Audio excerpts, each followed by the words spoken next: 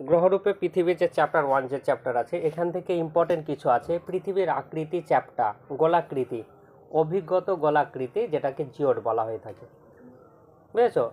আর Pythagoras Greek একটা পণ্ডিত ছিল, যীশুখ্রিস্টের জন্মে 600 বছর আগে বলেছিল পৃথিবীর আকৃতি গোলকের মতো গোল, বুঝেছ? এটার সঙ্গে আরেকটা থাকে অ্যারিস্টটলের ব্যাপারে। এরাটোস্থেনিস ছিল গ্রিক বিজ্ঞানী, পরিধি নির্ণয় করেছিল। তাহলে অতীতকালে কি আমরা পৃথিবী সম্পর্কে ইনফরমেশন পাই? পৃথিবীর গোলাকার ছায়াতত্ত্ব একটা থাকে, আর পৃথিবীর গোলাকার বলে পৃথিবীর সর্বত্র একই সময়ে সূর্যোদয় সূর্যাস্ত হয় না। এগুলো থেকে মহাকাশ থেকে পৃথিবীকে সাদা ও নীল রঙে দেখায় কেন? গোলাকার পৃথিবীকে ঘিরে রয়েছে বায়ুমণ্ডলের চাদর, যেটা মহাকাশ। একদম দূর থেকে পৃথিবীকে সবুজ কালারের দেখায় না, কিন্তু কেমন দেখায়? নীল রঙের।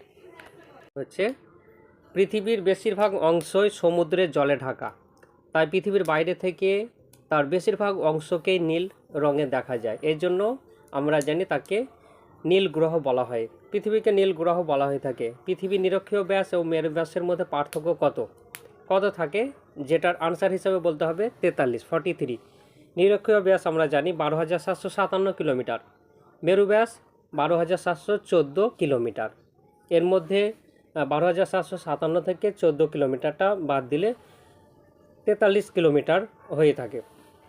পৃথিবীর নিখুঁত গোলক হলে দুটি ব্যাস একই রকমের হতো না। কুলীন গ্রহ ও বামন গ্রহের মধ্যে পার্থক্য দুটো বলো।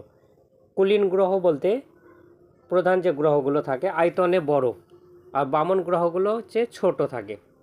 সৌরমণ্ডলে কুলীন গ্রহ আছে 8টি, আর সৌরমণ্ডলে বামন গ্রহ কটা? 5টা দেখা যায়। আন্তর্জাতিক জ্যোতির্বিজ্ঞান ইউনিয়ন, যাকে শর্ট ফর্মে কি বলা হয় থাকে? IAU।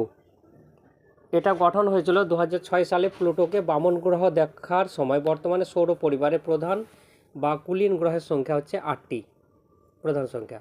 আন্তর্জাতিক জ্যোতির্বিজ্ঞান ইউনিয়ন, যেটা IAU, যে 8টি গ্রহের কথা পরপর বলা হয়েছে, বুধ, শুক্র, পৃথিবী, মঙ্গল, এই 4টি গ্রহকে পরপর হিসাবে ধরা হয়ে থাকে।